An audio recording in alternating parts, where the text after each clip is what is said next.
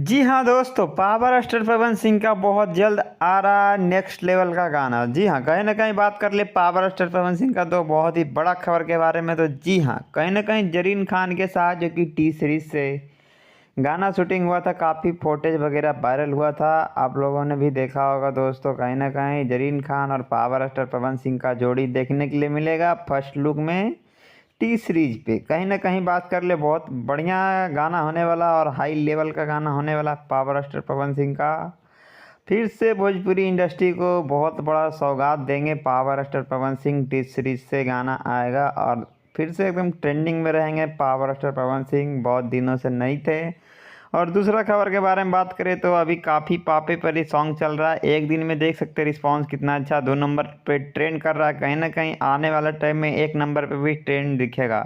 बहुत ही अच्छा लुकिंग इसका देखा जा रहा है वीडियो दोस्तों। मैंने इसका वीडियो 3 से 4 बार देखा, बहुत ही बेहतरीन लगा। और कहीं ना कहीं पावर स्टार पवन सिंह, बिल्कुल सही कहा गया कि पावर यहीं से शुरू होता है, यहीं पे ख़त्म होता है। जी हाँ, कहीं ना कहीं इस लुक को देख के, इस वीडियो को देख के मैंने भी इस चीज़ को साबित कर लिया अपने आप में कि हाँ, पावर यहीं से शुरू होता है, यहीं पे ख़त्म होता है। इसके बारे में क्या कहना चाहते हैं आप लोग कमेंट बॉक्स में ज़रूर आ दीजिए। और इन दो खबर के बारे में क्या कहिए।